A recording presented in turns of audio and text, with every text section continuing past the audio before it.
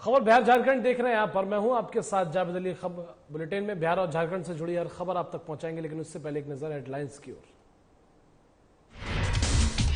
TSC की दूसरी बैठक हुई संपन्न। मुख्यमंत्री हेमंत सोरेन की अध्यक्षता में हुई बैठक। बीजेपी के कोई विधायक नहीं हुए शामिल। मोबाइल वैक्सीनेशन की हुई शुरुआत। राज्य भर में 60 मोबाइल वैक्सीनेशन वैन भेजने की तैयारी। सीएम सोरेन मोबाइल वैक्सीनेशन वाहन को दिखाएंगे हरी झंडी। द्वितीय चरण के मतदान को लेकर निकाला फ्लैग मार्च। भारी संख्या में पुलिस बल रहा मौजूद। भयमुक्त तरीके से चुनाव के लिए निकाला मार्च। सहरसा में मुखिया ने हथियार के साथ किया चुनाव प्रचार। प्रचार करने का वीडियो हुआ वायरल। मामले में एसपी ने लिया संज्ञान।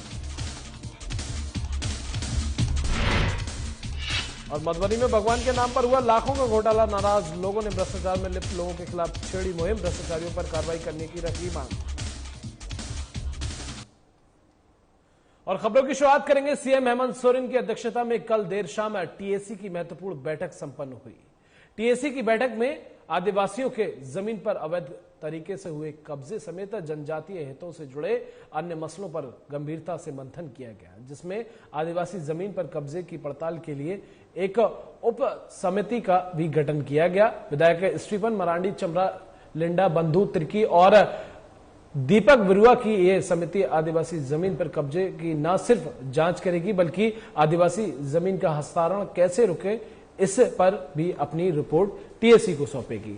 आपको बता दें कि सीएम हेमंत सोरेन की अध्यक्षता में हुई इस बैठक में बीजेपी विधायकों भी कोई शामिल नहीं हुए, लेकिन ये हेमंत सोरेन की अध्यक्षता में बैठक हुई और बैठक में काफी जो विभागीय अधिकारी थे वो मौजूद रहे।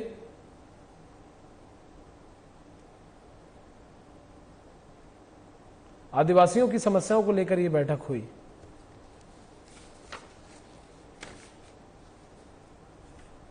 सीएम हेमंत सोरेन आज झारखंड के सभी जिलों के लिए राजधानी रांची से टीका एक्सप्रेस को हरी झंडी दिखाएंगे। बता दें कि झारखंड के सभी जिलों में कोविड के टीके लगाने और इसका जागरूकता फैलाने के लिए 60 मोबाइल वैक्सीनेशन वैन तैयार किए गए हैं। ये पिक एक्सप्रेस जिले के सभी क्षेत्रों और गांव-गांव तक जाएंगे, जहां लोगों को वैक्सीनेट करने का काम करेंगे और टीकाकरण को लेकर जागरूक करेंगे। बता दें कि कोविड-19 के रोकथाम के लिए फिलहाल टीकाकरण ही एकमात्र रास्ता है और यही वजह है कि तमाम सरकारें अपनी तरफ से टीकाकरण को रफ्तार देने के लिए काम कर रही हैं।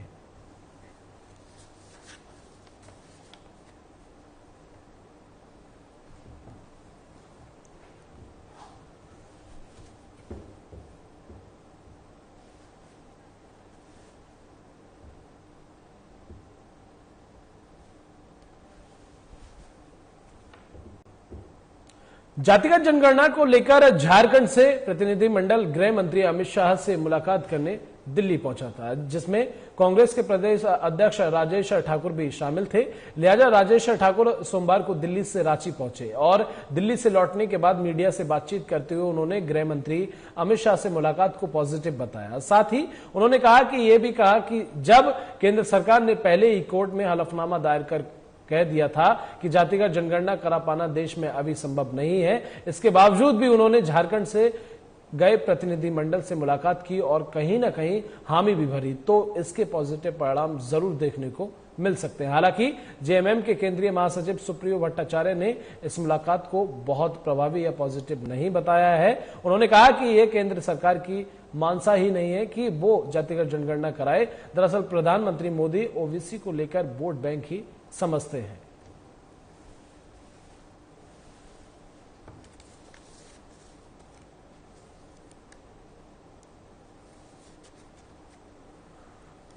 देखिए, हम इसलिए इसको पॉजिटिव मानते हैं कि जब केंद्र सरकार ने हलफनामा दायर कर दिया था कि जातिगत जनगणना करना मुश्किल काम है, एडमिनिस्ट्रेटिव प्रशासनिक दृष्टिकोण से बहुत मुश्किल है, उसके बावजूद हम लोगों को अमित शाह जी जो गृह मंत्री हैं उन्होंने समय दिया, तो कुछ सोच के ही उन्होंने दिया होगा।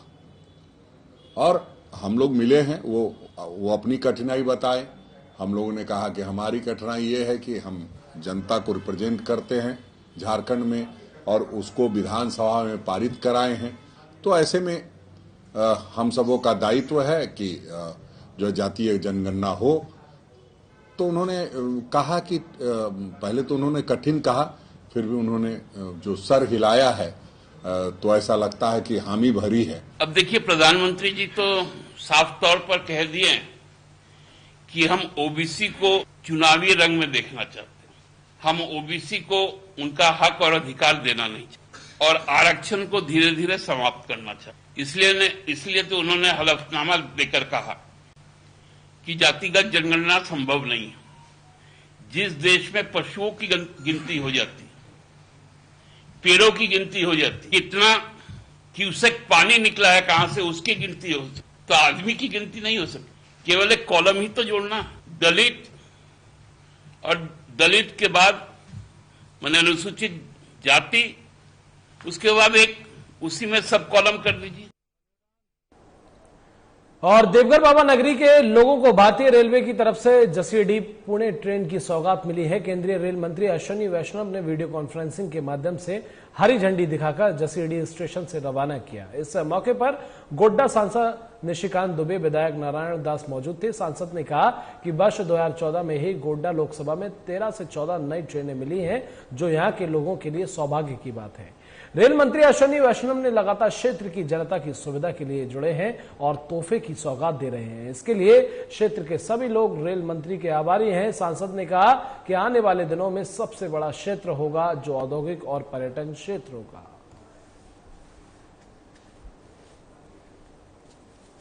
बड़ी सौगात की बात है। मैं हमेशा बोलता हूँ 2009 से जब से गोड्डा के सांसद आदरणीय निशिकांत दुबे बने हैं, विकास एक आकार ले रहा है और वो साकार भी हो रहा है। हृदय से इनको साधुवाद और विकास के पथ पर ऐसे ही आगे बढ़ते रहें। और जिस बात को उन्होंने कहा, देश के प्रधानमंत्री की जो सोच है, उनके जन्मदिन के अवसर पर और लगातार 5 दिनों तक इसी कार्यक्रम में रेल मंत्री के द्वारा संथालकुंडा प्रमंडल, खास करके गोड्डा लोकसभा में इतना विकास का और इसी पटरी पर ट्रेनों का परिचालन होना अपनी ओर से सुखद बात है। लेकिन इसके पहले यदि आप देखेंगे तो ट्रेन, चाहे छोटे ट्रेन हो, बड़े ट्रेन हो, पैसेंजर ट्रेन हो, मोदी जी के आने के बाद 2014 के बाद मेरे लोकसभा में मुझे लगता है कि कम से कम नहीं कुछ तो हमने 13 से 14 ट्रेन जो है अभी तक दे दिया है। नया ट्रेन, जो पुरानी ट्रेन है वो तो पुरानी ट्रेन चलेंगे और पैसेंजर की सुविधाओं का DEMU train, EMU train, MEMU train यदि आप देखेंगे तो उसकी तो एक भरमार है। जैसे गोड्डा से ही आप समझिए कि 4 तो लोकल ट्रेन चालू हो गए, जिसको कि हम फ्लैग ऑफ करने के लिए भी नहीं। और पटना में योजना एवं विकास मंत्री विजेंद्र यादव ने मीडिया से बातचीत की और कहा कि बिहार सरकार बीते कई सालों से राज्य के लिए विशेष दर्जे की मांग कर रही है। मांग करते करते करीब 7 से 8 साल हो गए हैं, लेकिन केंद्र सरकार इस ओर कोई ध्यान नहीं दे रही है। इधर कई सालों से बिहार को स्पेशल स्टेटस देने की डिमांड करते करते नीतीश कुमार भी थक चुके हैं, लिहाजा थक हार कर अब इस डिमांड से अपने आप को अलग कर लिया है। देश राज्य का दर्जा का मांग करते करते हम लोगों ने क्या कहते हैं कमेटी भी गठन हुआ, उसने भी रिपोर्ट दिया, लेकिन इसके बाद भी कोई नतीजा नहीं निकला। तब कितनी मांग की जाए? नहीं, विपक्ष कहता रहा है कि हम लोगों ने संसद से वो किया था, तो अब विपक्ष क्या कहता है? हम लोग जो एक सरकार में हैं, ये मांग की एक सीमा न होगी। 7-8 साल तक लगातार मांग कर भी की, तब कितने दिन अनवरत यही किया जाए।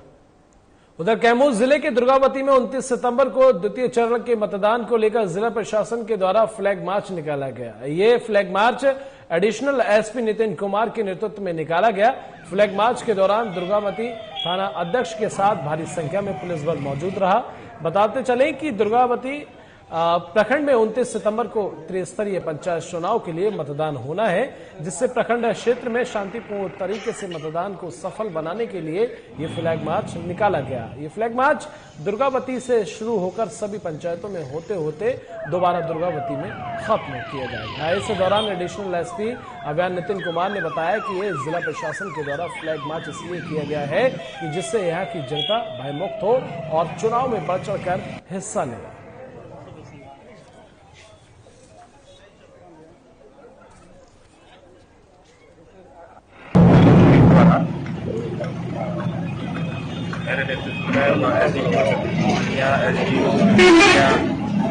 थानाध्यक्ष व अन्य स्थानों की पुलिस, गंगा पार्टी, बीएमपी के बलों द्वारा पब्लिक में विश्वास पैदा करने की। उधर सहरसा में पंचायत चुनाव को लेकर मुखिया द्वारा अपने निजी बॉडीगार्ड के साथ हथियार के साथ गांव में चुनाव प्रचार करने की तस्वीर और वीडियो सोशल मीडिया पर तेजी से वायरल हो रही है। मामला सौर बाजार थाना क्षेत्र के रौताखेम पंचायत का है। वहीं वायरल वीडियो तस्वीर में मुखिया पति देवानंद यादव अपने लाइसेंसी हथियार और बॉडीगार्ड के साथ क्षेत्र में चुनाव प्रचार करते नजर आ रहे हैं, जिसमें वो अपनी पत्नी गुड्डी देवी के पक्ष में लोगों से जनसंपर्क करते नजर आए।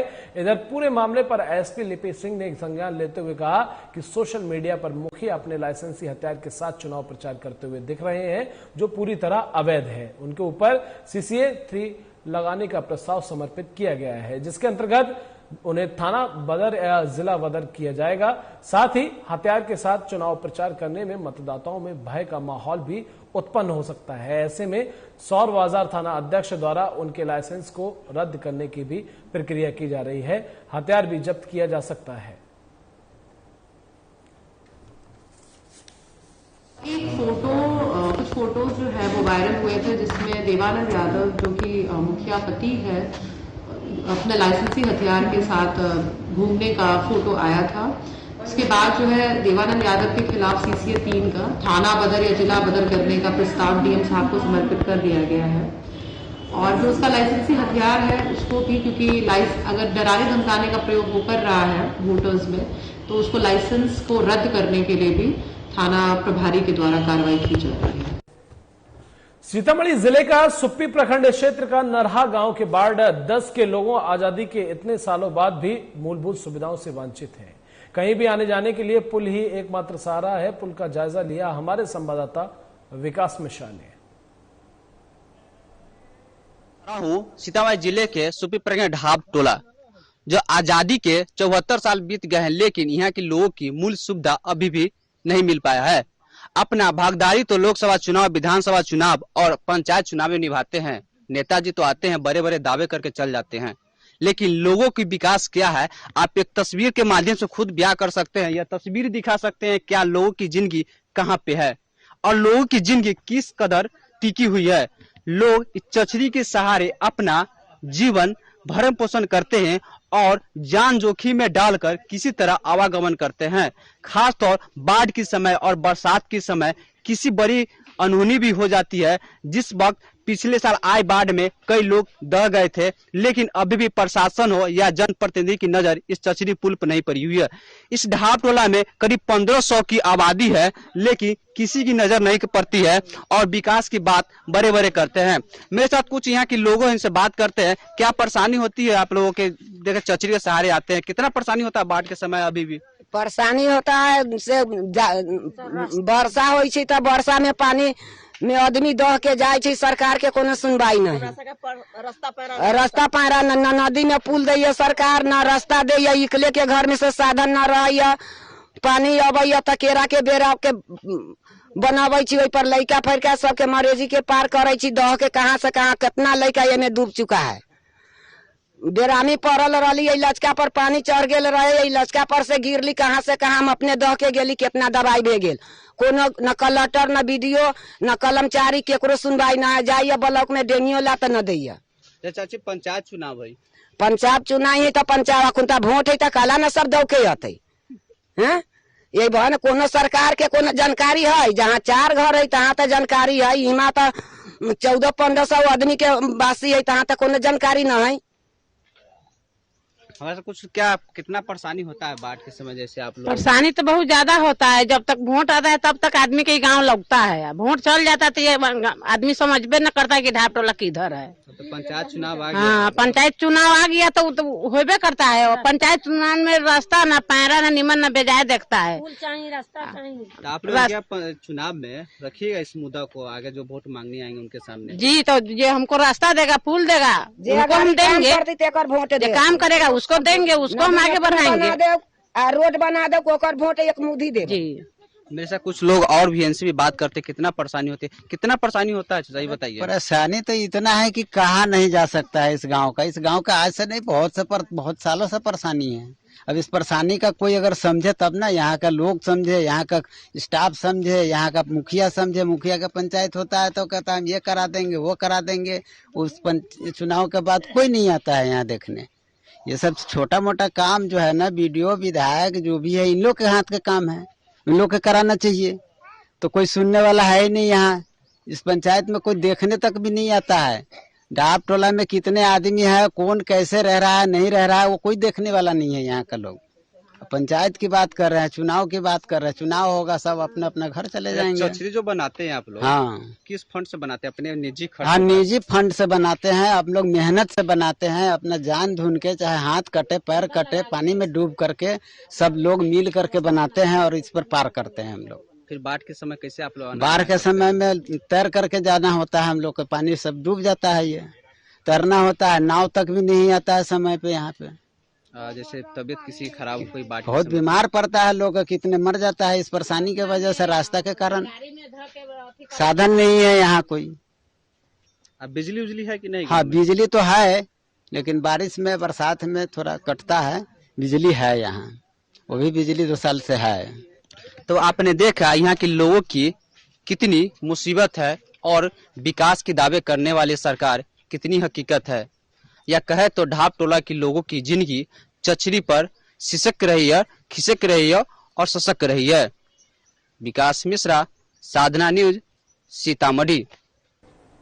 और पतरातू प्रखंड के पालू पंचायत के ग्राम पालू के राजेंद्र गिरी जन वितरण प्रणाली दुकान में पालू मुखिया गंगाधर महतो के द्वारा सोना सोबरम धोती साड़ी के अंतर्गत राशन कार्ड धारियों को साड़ी धोती लुंगी 714 लाभुकों के बीच वितरण किया गया। वहीं लाभुकों को ये भी सारी चीजें मिलने पर खुशी जाहिर की और मुखिया गंगाधर महतो और सरकार के इन योजनाओं को तहे दिल से धन्यवाद दिया। उन्होंने कहा कि सरकार इस तरह की चीजों को लेकर हम जैसे गरीबों के लिए भलाई का काम निरंतर कर रही है, जिसको धरातल पर लाने में पालू पंचायत के मुखिया गंगाधर महतो का भी बहुत बड़ा योगदान है, हमेशा रहता है। हम सभी ग्रामीण सरकार और मुखिया गंगाधर महतो को समान रूप से इसके लिए धन्यवाद देते हैं। इस विशेष मौके पर मुख्य रूप से वार्ड सदस्य फूलचंद महतो सहित कई ग्रामीण मौजूद रहे। मैं राजेंद्र गिरी राशन दुकान में सोना सोबरम साड़ी धोती योजना के अंतर्गत 714 लोगों को यह लाभ से लाभान्वित किया गया है। और सीएम हेमंत सोरेन आज झारखंड के सभी जिलों के लिए राजधानी रांची से टीका एक्सप्रेस को हरी झंडी दिखाएंगे। बता दें कि झारखंड के सभी जिलों में कोविड के टीके लगाने और इसका जागरूकता फैलाने के लिए 60 मोबाइल वैक्सीनेशन वैन तैयार किए गए हैं। ये पिक एक्सप्रेस जिले के सभी क्षेत्रों और गांव-गांव तक जाएंगे, जहां लोगों को वैक्सीन लगवाएंगे और टीकाकरण को लेकर जागरूक भी करेंगे। बता दें कि कोविड-19 के रोकथाम के लिए फिलहाल टीकाकरण ही एकमात्र रास्ता है और यही वजह है कि तमाम सरकारें अपनी तरफ से टीकाकरण को रफ्तार देने के लिए काम कर रही हैं। नवीन शर्मा हमारे संवाददाता रांची से फोन लाइन पर जुड़ गए हैं, लाइव हमारे साथ जुड़ गए, माफ कीजिएगा। नवीन, आपका रुख करेंगे, चूंकि हेमंत सोरेन सरकार के द्वारा बहुत अच्छी पहल है इस वाहन वैक्सीनेशन के द्वारा, अब उन लोगों को भी वैक्सीन लगाई जा सकती है जो गांव देहात में रहते हैं, जिन्हें समझ नहीं है या फिर जो अस्पताल नहीं पहुंच सकते।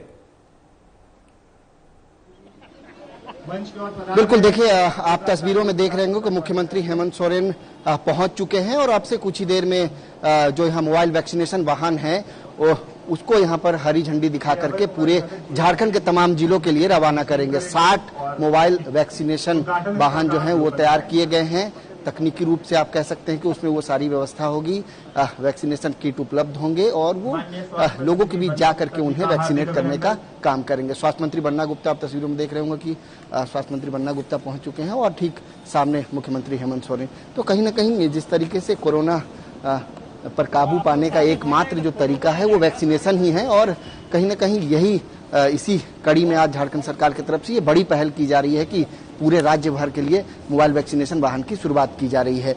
ऐसा नहीं है कि ये पहली शुरुआत है, इसके पहले भी रांची जिला के लिए इसकी शुरुआत की गई थी। उस समय स्वास्थ्य मंत्री बन्ना गुप्ता ने 4 वाहनों को हरी झंडी दिखा करके रांची जिला में मोबाइल वैक्सीनेशन वाहन की शुरुआत की थी और अब पूरे राज्य के लिए इसकी शुरुआत की जा रही है तकरीबन 2 महीने बाद। और यहां से हरी झंडी दिखा करके मुख्यमंत्री हेमंत सोरेन वाहनों को पूरे राज्य के लिए रवाना करेंगे। मैं कोशिश करूंगा कि कुणाल इससे इतर थोड़ी सी आप वाहनों की भी तस्वीर दिखाएं। देखिए मैं यहाँ से आपको तस्वीर दिखाता हूँ। अगर जितनी दूर तक आप देखेंगे यहाँ से ये पूरी वाहनों की और था उस समय आज से तकरीबन 2-2.5 महीने पहले भी स्वास्थ्य विभाग की तरफ से मोबाइल वैक्सीनेशन वाहन की शुरुआत की गई थी, जिसका मैं जिक्र कर रहा हूं। और वो केवल रांची जिला के लिए इसका उपयोग किया गया था और कहा गया था कि अगर ये प्रयोग सफल रहा तो हम आगे पूरे झारखंड के लिए जो है इसकी शुरुआत करेंगे। तो कहीं ना कहीं ये कह सकते हैं कि ये एक जो पहल है सरकार की। नवीन, जनता कितना खुश है? जनता कितना खुश है नवीन? जनता कितनी खुश है? 60 टीका एक्सप्रेस को रवाना करेंगे। देखिए, जहां तक वैक्सीनेशन की बात की जाए तो आपने देखा होगा कि वैक्सीनेशन को लेकर के किस तरह, अब मैं आपको फिलहाल तस्वीरें दिखा रहा हूं। मोबाइल वैक्सीनेशन वाहन की शुरुआत को हरी झंडी मुख्यमंत्री दिखाएंगे। मैं तस्वीरें आप देख रहे होंगे। बिल्कुल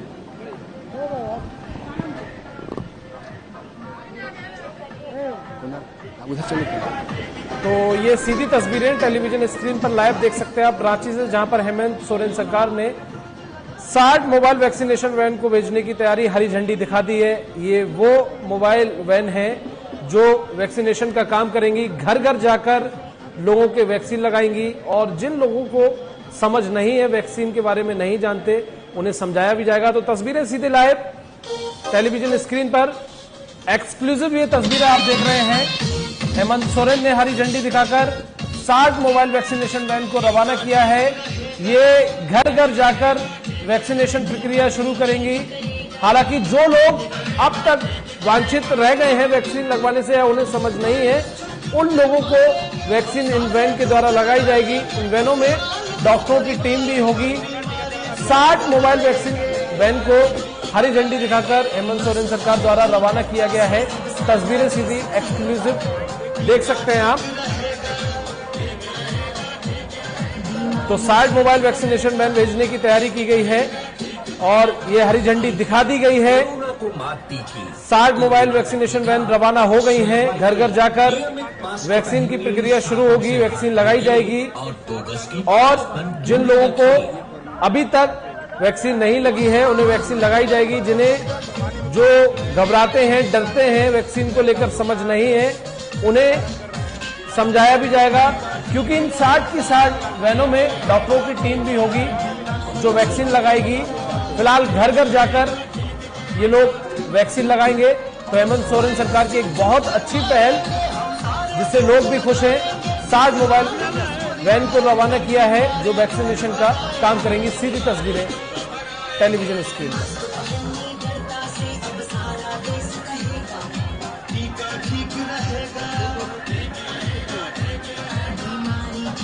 तो सीएम सोरेन ने 60 मोबाइल वैक्सीनेशन भेजने की तैयारी जो थी वो पूरी कर ली है, हरी झंडी दिखा दी है। लगातार एक के बाद एक गाड़ी निकलती जा रही है। हेमंत सोरेन ने हरी झंडी दिखाई है। सीधी तस्वीरें लाइव ये साधना प्लस न्यूज पर आप देख रहे हैं। एक्सक्लूसिव तस्वीरें आप देख रहे हैं। हेमंत सोरेन सरकार की एक बढ़िया पहल, अच्छी पहल कहें तो जनता काफी खुश है इस पहल को लेकर। जो लोग गांव देहात में वैक्सीन को लेकर वांछित थे, जिन्हें वैक्सीन नहीं लगी थी, वैक्सीन के बारे में समझ नहीं थी, इन 60 मोबाइल वैन वैक्सीनेशन के द्वारा उनको वैक्सीन लगाई जाएगी, उन्हें समझाया जाएगा। तमाम मेडिकल किट इसमें मौजूद होगी, डॉक्टरों की टीम इन वैनों में मौजूद होगी, उनके द्वारा वैक्सीन लगाई जाएगी। फिलहाल 60 मोबाइल वैक्सीनेशन वैन को हरी झंडी दिखाकर हेमंत सोरेन सरकार ने रवाना किया है। सीएम हेमंत सोरेन को आप देख सकते हैं तस्वीरों में। 60 की 60 गाड़ियों को हरी झंडी दिखाई है जो अब रवाना हो गई हैं, घर घर जाकर वैक्सीनेशन की प्रक्रिया को शुरू करेगी। कोरोना का टीका अवश्य। तो रांची से ये सीधी तस्वीरें लाइव देख रहे हैं आप साधना प्लस न्यूज पर। एक्सक्लूसिव तस्वीरें हैं। हेमंत सोरेन सरकार ने 60 मोबाइल वैन वैक्सीनेशन को हरी झंडी दिखा दी है। वो अपने गंतव्य के लिए रवाना हो गई हैं और घर घर जाकर वैक्सीन डॉक्टरों के द्वारा लगाई जाएगी। चूंकि इन वैनों में डॉक्टरों की टीम भी मौजूद है। फिलहाल ये सीधी तस्वीरें साधना प्लस न्यूज पर एक्सक्लूसिव देख सकते हैं आप। हेमंत सोरेन सरकार के द्वारा 60 मोबाइल वैक्सीनेशन वैन को हरी झंडी दिखा दी गई है और एक के बाद एक गाड़ी निकलती है।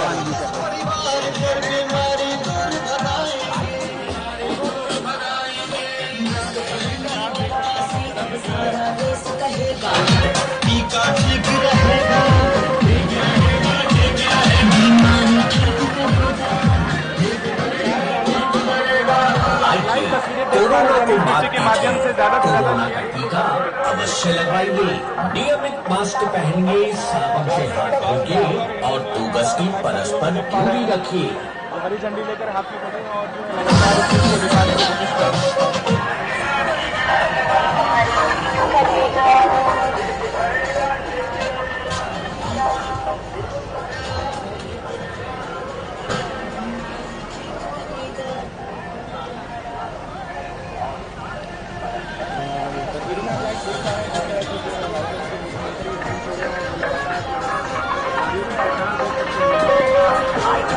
कोरोना को मात दीजिए, कोरोना का टीका अवश्य। ये टीकाकरण की जो गाड़ियां देख रहे हैं तो रांची से ये सीधी तस्वीरें आप एक्सक्लूसिव साधना प्लस न्यूज पर देख रहे थे, जहां पर हेमंत सोरेन सरकार ने 60 मोबाइल वैक्सीनेशन वैन को रवाना किया है और इन जो 60 वैक्सीनेशन मोबाइल वैन है ये घर घर जाकर लोगों को वैक्सीनेट करेंगे, घर घर जाकर लोगों को वैक्सीन लगवाएंगे। इन 60 की 60 गाड़ियों में जो है डॉक्टरों की टीम भी मौजूद रहेगी। फिलहाल के लिए इस बुलेटिन में बस इतना ही। नमस्कार।